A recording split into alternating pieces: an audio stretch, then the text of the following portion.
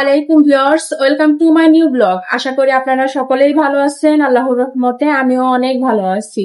আপনাদেরকে লাইক এবং সাবস্ক্রাইব করার কথা না বললে আপনারা দেখে সাবস্ক্রাইবও করেন না, লাইকও করেন না। আমার ভিডিও দেখেন ঠিকই, কিন্তু কেউ আমাকে লাইক করছেন না, আমাকে সাপোর্ট করছেন না। আপনাদের একটা সাপোর্ট আমাদের যারা ভিডিও বানায় তাদের ভিডিও বানাতে অনেক বেশি মোটিভেট করে। দয়া করে আমাকে সবাই সাপোর্ট করবেন এবং আমার চ্যানেলটাকে সাবস্ক্রাইব করবেন এবং আমার ভিডিওতে একটি লাইক দিয়ে যাবেন। আজকে আমি রান্না করব খুবই সাধারণ ভাবে মাছ রান্না, কোনো প্রকার আদা রসুন মশলা বাটাবাটি ছাড়াই আজকের আমি এই রেসিপিটি রান্না করব। যারা প্রতিনিয়ত ভাজা মাছ এবং আদা রসুন দিয়ে মাছ রান্না করে খেতে খেতে বোর হয়ে গিয়েছেন, আজকের আমার এই রেসিপিটি শুধু তাদের জন্য।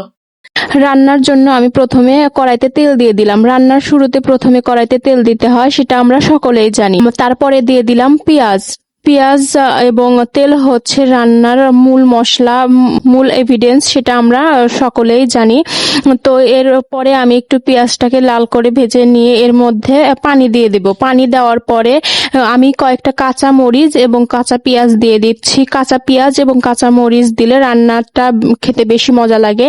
এরপরে আমি কোনো আদা রসুন ইউজ করব না। প্রতিনিয়ত আদা রসুন এবং ভাজা মাছ খেতে খেতে বোর হয়ে গিয়েছি। আজকে আমি অন্যভাবে রান্নার একটু চেষ্টা করছি। এর মধ্যে আমি এখন দিয়ে দিচ্ছি হলুদের গুঁড়া, লবণ, মরিচের গুঁড়া, হজের গুঁড়া, জিরার গুঁড়া।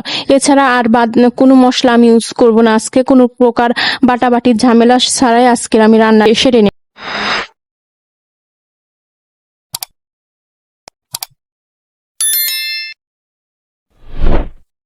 এখন আমি মশলাটাকে নাড়াচাড়া করে পানির সাথে মিশিয়ে নিচ্ছি। কিছুক্ষণ জাল করে ফুটিয়ে নেব, যাতে মশলার কাঁচা গন্ধটা চলে যায় এবং পানির উপরে যখন তেল ভেসে উঠবে তারপরে আমি এর মধ্যে মাছ দিয়ে দেব।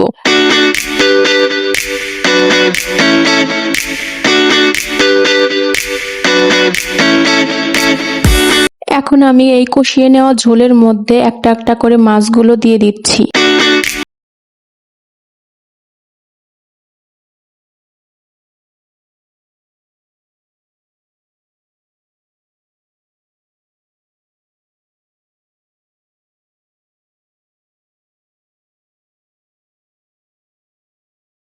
গুলোকে উল্টে পাল্টে একটু নেড়ে দিলাম। এখন কিছুক্ষণের জন্য ঢেকে রেখে দেব। মাছ কাঁচা অবস্থায় উল্টে পাল্টে নেড়ে দিতে হয়। একটু সিদ্ধ হয়ে গেলে মাছ আর এভাবে নাড়া যায় না, তাহলে ভেঙে যায়। সেজন্য কাঁচা অবস্থাতে ভালোভাবে নেড়ে দিতে হয়। এখন আমি ঢেকে কিছুক্ষণের জন্য রেখে দেব।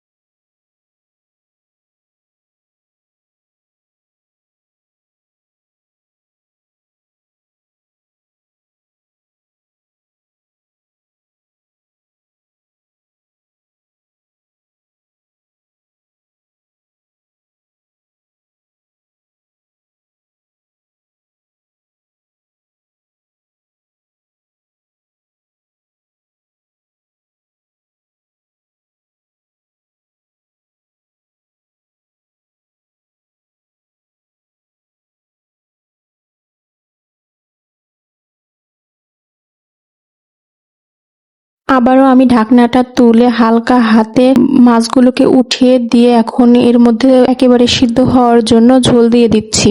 আমি মাছটাতে খুব বেশি ঝোল রাখবো না, সেজন্য অল্প করে পানি দিয়ে দিচ্ছি। মাছটা যেন হালকা হালকা উপর দিয়ে দেখা যায় এরকম করে পানি দিয়ে দিচ্ছি। এখন মাছটাকে হালকা করে নাড়াচাড়া করে ঢেকে রেখে দেব, যেন ভালোভাবে সিদ্ধ হয়ে যায়।